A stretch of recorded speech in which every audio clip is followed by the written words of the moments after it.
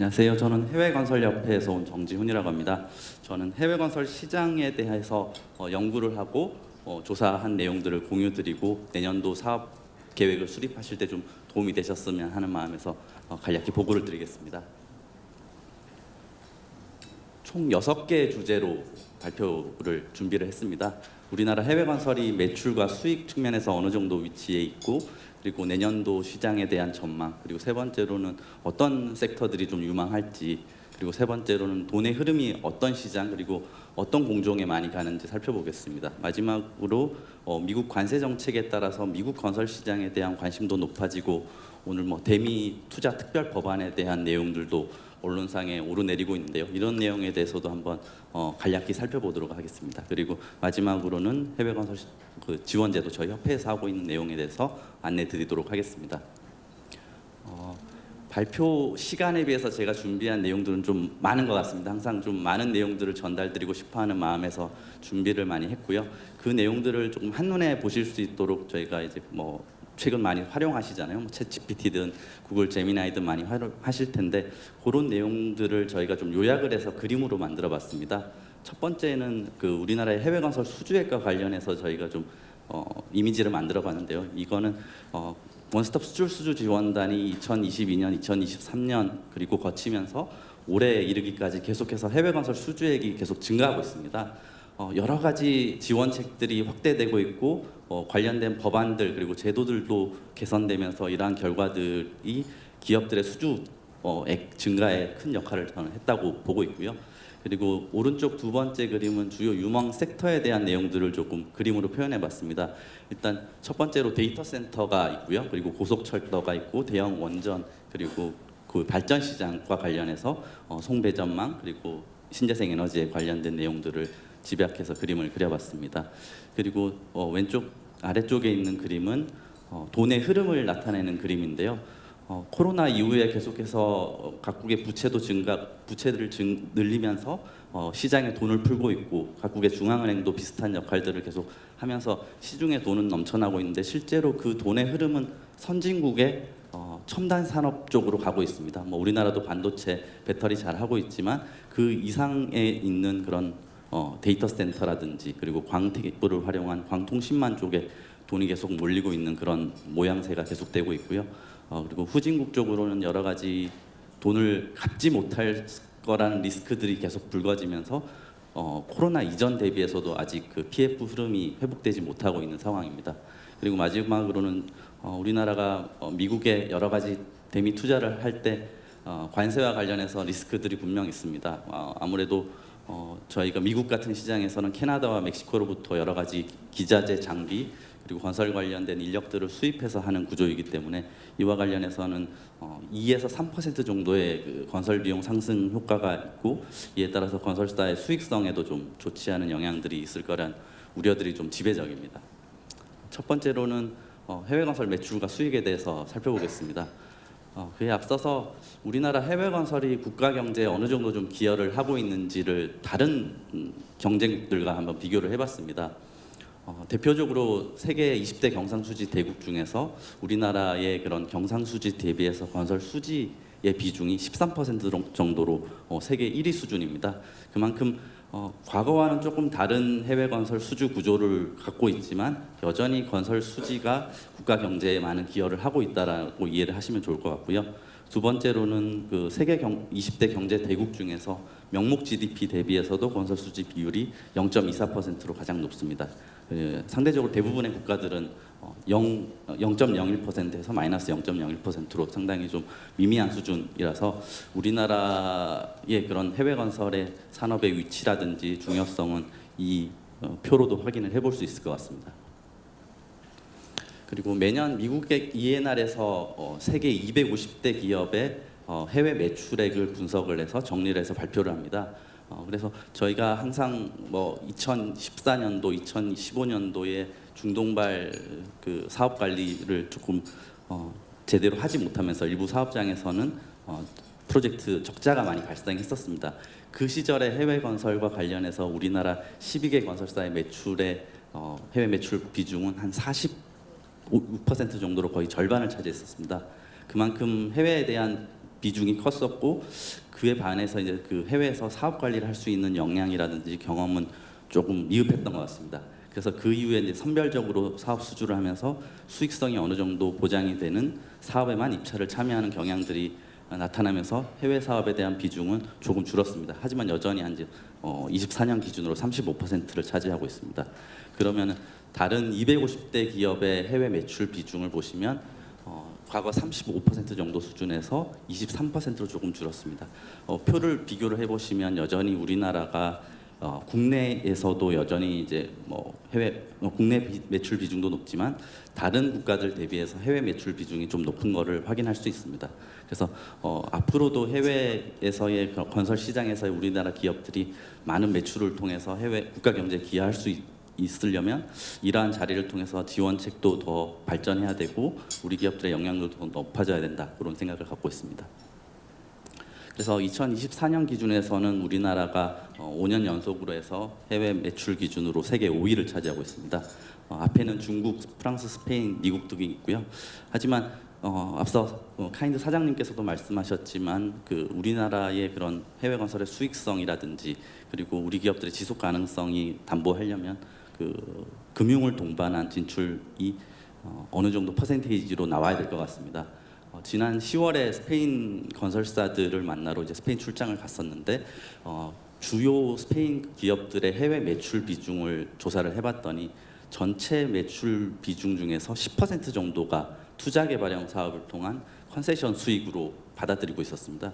그 말인즉슨 유료 도로라든지 유료 공항 그리고 교도소와 같은 그런 운영 통해서 병원과 같은 부분에 대한 운영을 통해서 매 분기 또는 매월 그에 대한 운영 수익을 시공과 관련 없이 벌어들이는 그런 모델들이 상당히 자리를 잡고 있었습니다. 그래서 순위상으로는 우리나라가 5위라고 나타나 있지만 이 부분은 어느 정도 양적인 부분에서의 위상인 것 같고요.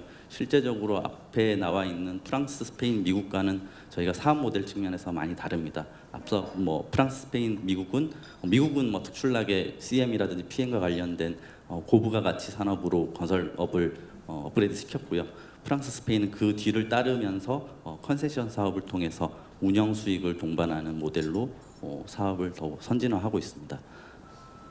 두 번째로는 최근 수주 현황에 대해서 한번 살펴보겠습니다. 이 그래프는 저희가 1966년 최초로 해외 진출을 하면서부터 수주액을 검은색 그래프로 나타낸 표입니다. 과거에는 중동 쪽에서의 수주 비중이 워낙 높았기 때문에 녹색 그래프로 보이는 국제 유가와의 연동이 상당히 강했고요. 그에 따라서 상환계수도 0.9 정도로 높았습니다.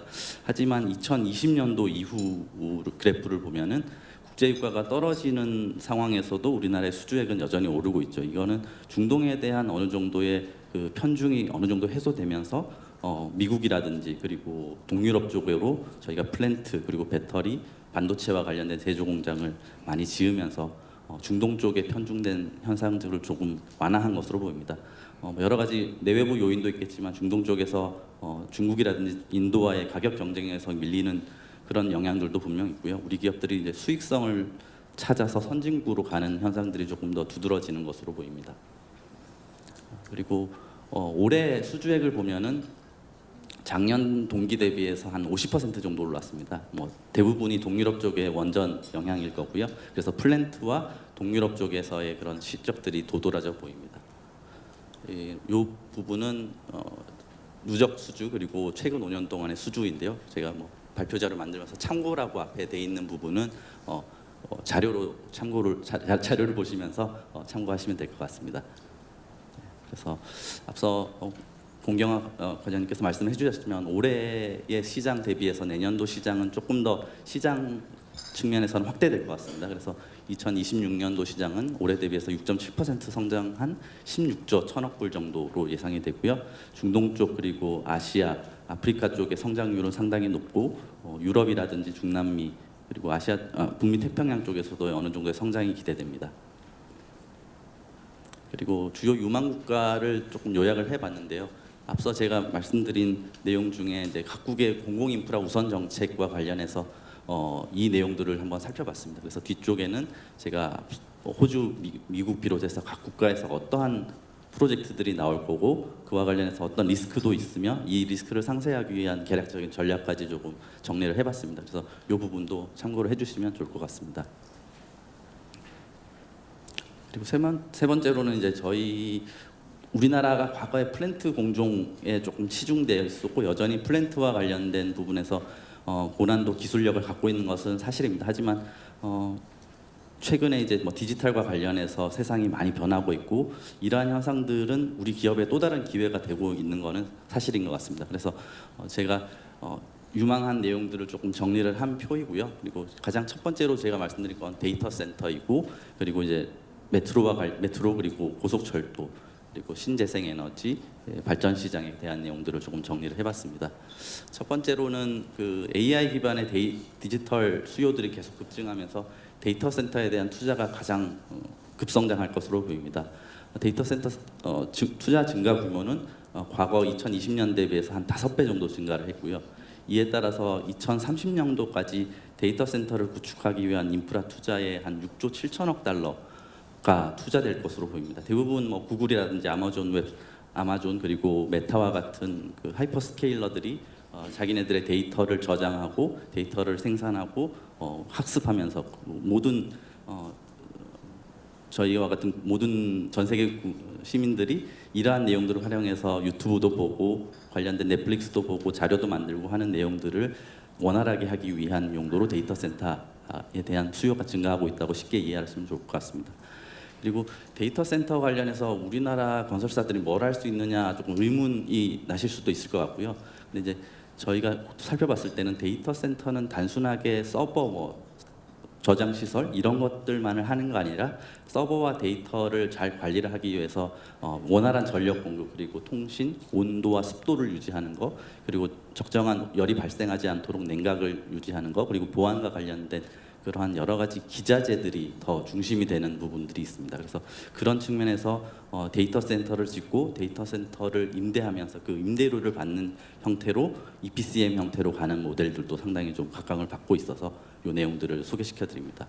그래서 데이터 센터에 대해서 제가 설명드린 내용들을 조금 일목요연하게 정리를 해봤고요. 그래서 중간 정도에 보시면 서버, 스토리지, 시스템, 네트워크 같은 것들은 저희의 영역은 아니지만 이것들을 보완하고 운영을 원활하게 위해서 운영 인프라에 관련된 전력 시스템, 냉각 시스템, 보안 시설 이런 것들은 건설사들한테는 큰 기회가 될 것이고요. 그래서 실제로 우리나라 기업들이 알게 모르게 국내에서 많은 데이터 센터를 짓고 운영하는 내용들을 조사를 해봤습니다. 가장 실적이 많은 곳은 현대건설이었고요. 현대건설이 용인 쪽에 가장 큰 데이터 센터를 최근에 착공을 했는데 이 내용들을 보시면은 제가 앞서 말씀드린 내용들을 조금 눈으로 확인하실 수 있을 것 같습니다. 그리고 삼성물산 같은 경우에는 사우디아라비아의 금융지구의 타다울 타워 쪽에 오피스 시설과 데이터 센터가 같이 복합적으로 들어가는 시설에서 해외에서 실적을 이미 거두고 있고요. 그리고 DLENC와 GS건설도 우리나라에서 데이터 센터 실적을 보유하고 있습니다. 그리고 해외 쪽에서는 미국의 DPR 건설과 그리고 터너 컨스트럭션이 가장 그 데이터 센터 쪽에 시공 실적이 많아서 우리나라가 이제 뭐 대미 투자와 관련해서도 상업적 합리성이 있는 곳에 대한 투자가 주를 아마 이룰 것으로 보이는데 그와 관련해서는 데이터 센터가 가장 저는 유망하다고 보고 그를 지원하기 위한 배터리 에너지 저장 시스템과 송배전망도 우리 기업들에겐 미국 시장 진출을 위한 주요 공종 중에 하나라고 판단을 하고 있습니다. 그래서 이 내용도 참고를 하시면 되고요. 그리고 뭐 데이터 센터와 사실 연결이 되는데 원활한 전력을 공급을 하기 위해서는 발전 시장이 가장 중요한 시장으로 떠오르고 있습니다. 대부분이 원전 측면에서 많은 역할들을 할 것으로 보이는데 우리나라 기업들은 이제 배터리 에너지 저장 시스템과 송배전망에서 조금 수익성이 높은 사업 쪽으로 많이 진출을 하고 있어서 이에 대한 내용들도 좀 유심히 보면 좋을 것 같습니다. 그리고 유형별로는 풍력과 태양광 시설이 가장 시장 전망이 가장 좋고요. 자금 조달 측면에서 아무래도 PPP와 관련된 내용들이 주를 이룰 거고 특히 민간 단독으로도 IPP 사업 형태로 하면서 명확한 옵테이커를 가지는 그런 수익성이 보장되는 사업들이 주를 이룰 것으로 보입니다. 그리고 신재생 에너지가 이제 뭐 미국 쪽에서도 많이 많고 전 세계적으로도 이게 과연 될 것이냐라는 의문도 많았지만 실제적으로는 이미 대세가 되고 있습니다. 단가 측면에서도 화력 발전을 비롯한 전 부문의 그런 발전 단가 측면보다도 훨씬 더 경제성이 있다라는 게 입증이 됐고요. 그러면서 많은 돈이 몰리고 있고 실제로 어느 정도 연평균 비용 감소가 일어나고 있는지를 살펴보시면은 1940년대 미국 항공기와 그리고 포드 자동차의 대형 자동차 대량 생산과 관련된 내용들과 비교해서도 그때의 비용 감소율보다 훨씬 더 높은 수준의 비용 감소율이 있어서 친환경이 비싸다 뭐 이런 논란들은 이미 없어진 지가 오래입니다. 그래서 더 수익성을 확보하기 위해서 배터리를 저장하고 싼 값의 배터리를 사서 저장한 후에 비쌀 때 전력을 다 되파는 그런 형태의 운영 모델들도 계속해서 유럽 쪽에서 확대되고 있습니다. 예, 그리고 이를 또 지원하기 위해서 일본, 프랑스, EU 쪽에서는 친환경과 관련한 세제 혜택을 계속 늘리고 있습니다. 탄소 중립 관련 설비 투자에 대한 세액 공제라든지 그리고 특별 감가상각을 비롯한 내용들을 그린 성장 전략 하에 일본은 추진을 하고 있고요. 프랑스는 녹색 산업법에 근거해서 관련된 세액 공제들을 하고 있고 그리고 EU 차원에서는 넷제로 산업법에 따라서 관련된 국부 펀드라든지 수소은행을 설립을 통해서 해당 분야의 그런 지원들을 계속 확대하고 있는 상황입니다. 그리고 철도 시장도 실제로는 친환경 영역에 묶입니다. 뭐 자동차라든지 다른 화석 연료를 활용하는 그런 이동 수단보다 전기를 통해서 가는 수단이기 때문에 친환경이다라는 흐름에 맞는 공종으로 계속해서 떠오르고 있고요. 그래서 이와 관련해서는 우리나라도 고속철도를 지은 경험들이 있습니다. 그래서 그런 경험들이 계속해서 확장이 되고 있고 실제 리야드 메트로를 비롯해서 중동 쪽에서의 도시철도에 대한 경쟁력을 확보를 하고 있는 상황이라서 이 시장이 커짐에 따라서 우리 기업들의 그런 수주 기회도 좀 많아질 것으로 보입니다. 실제로 이거는 향후 나올 프로젝트에 대한 규모를 전망해 본 수치인데요. 지구 적도 둘레의 한 8바퀴 정도를 도는 수준으로 철도 레일이 깔릴 것으로 전문기관들은 전망을 하고 있어서 많은 중국을 비롯해서 일본, 우리나라와 같은 철도 강국들이 이에 대한 내용들에 대해서 계속 사업 기회를 보고 있는 그런 상황입니다.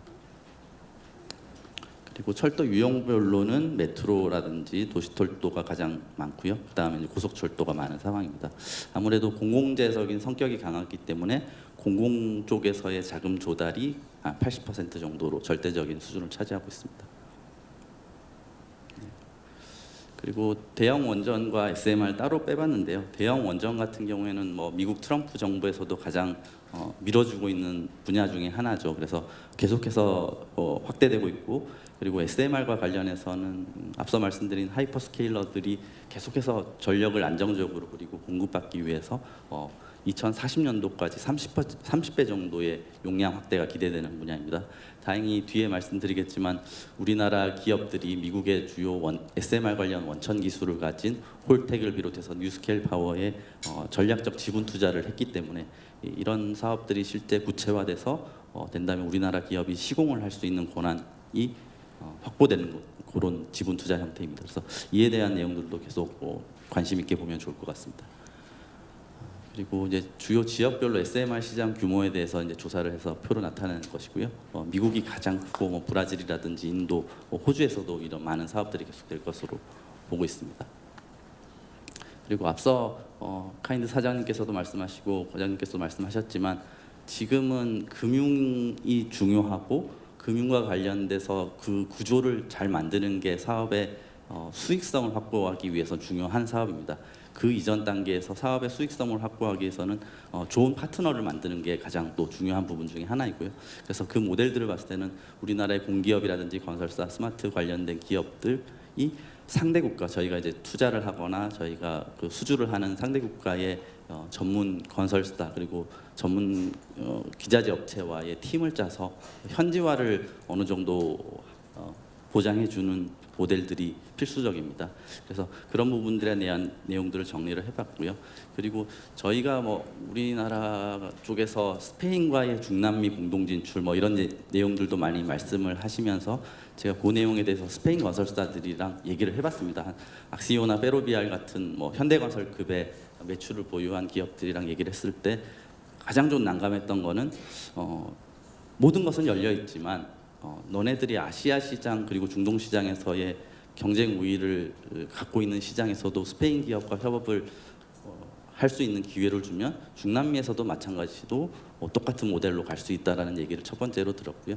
그리고 두 번째로는 만약에 중남미 시장에서의 그런 삼국 진출을 한다면은 거기에서 벌어들인 뭐 수익이라든지 투자금은 그 현장에서 다시 재투자돼야 된다라는 그런 원칙들을 얘기하시더라고요. 그래서 사실상 스페인이 뭐 유럽의 국가들 중에서는 소득 수준이라든지 이런 것들이 높지 않지만 건설 분야에서는 해외 매출 비중이 80%입니다. 그러니까 해외에서 건설사들이 벌어들인 80%의 수익을 국내로 가져오지 않고 미국이라든지 중남미에 다시 재투자를 했기 때문에 계속해서 그러한 수치들을 이어갈 수 있는 거고요. 근데 이제 그 부분에 대해서는 우리나라 건설사나 우리나라 정부 또는 그런 입장에서 조금은 더 생각을 해봐야 될 부분인 것 같아서 일단 말씀드리겠습니다.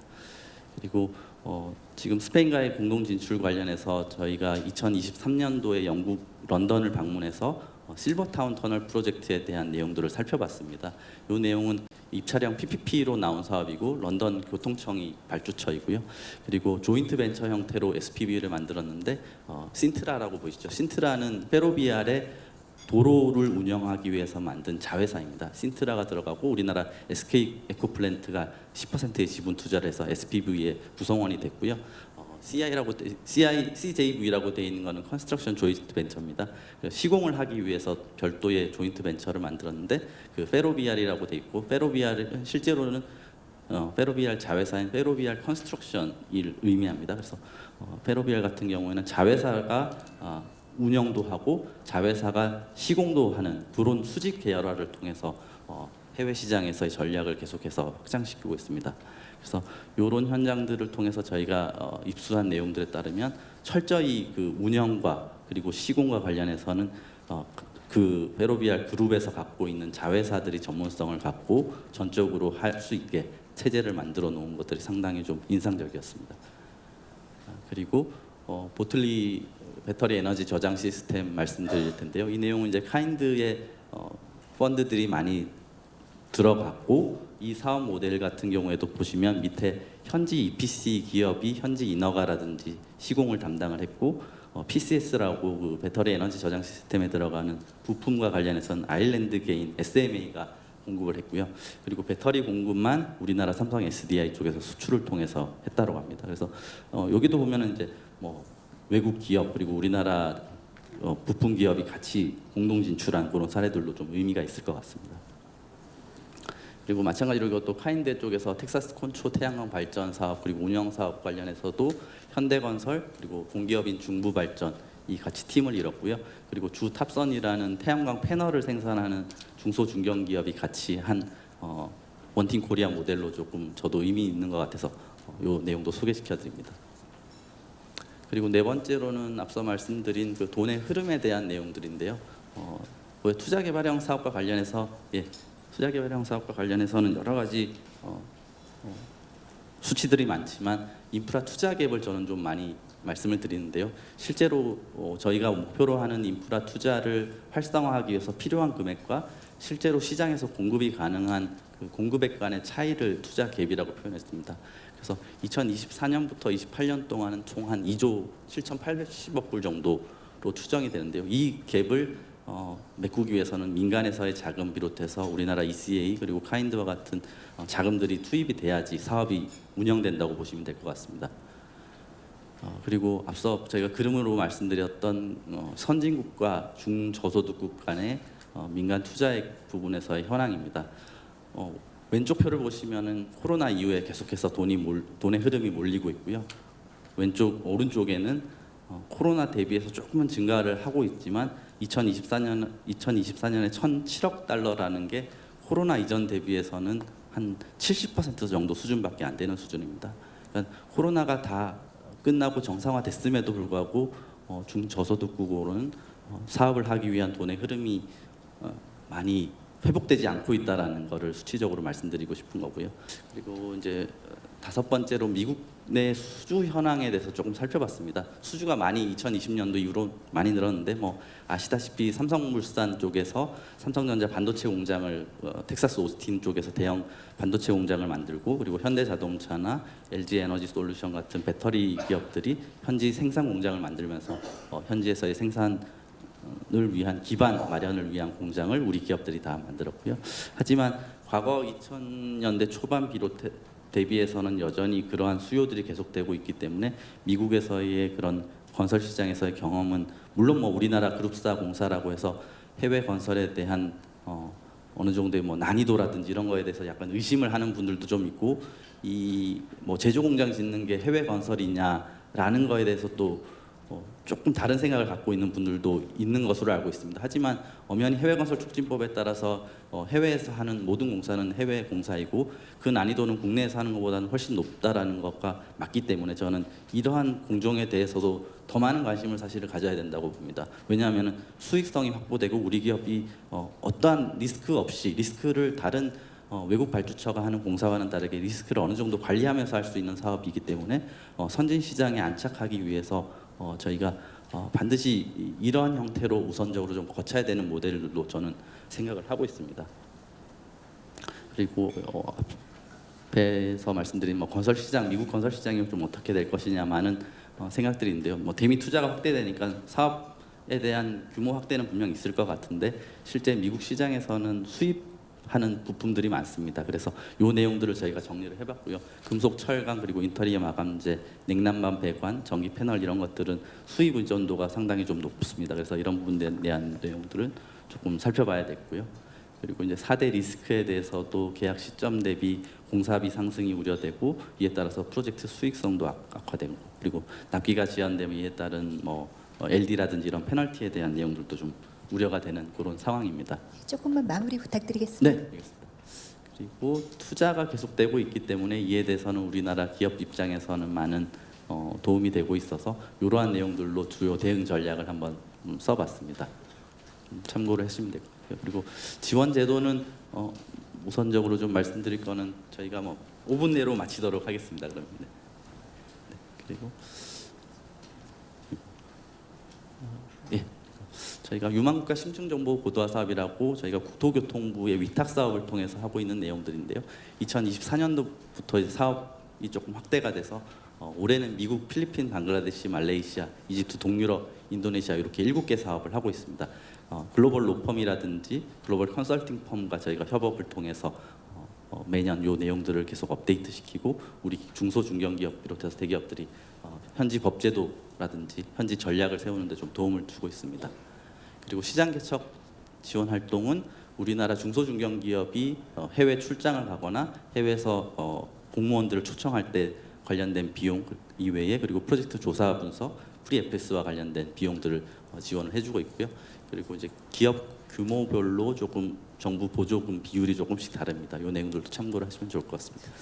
예, 그렇게 해서 내용들은 됐고, 이제 국토교통 ODA 사업도 저희가 주요 중저소득 국가에 대한 내용들을 위주로 지원을 하고 있습니다. 그리고 교육 프로그램들도 하고 있고요. 그리고 해외 건설 통합 정보 서비스 통해서 앞서 말씀드린 여러 가지 발주 정보라든지 최신 정보들을 계속해서 업데이트해서 하고 있고, GICC를 통해서 외국 공무원들과의 네트워킹 계속해서 지원을 하고 있습니다. 예, 이상으로 발표 마치겠습니다.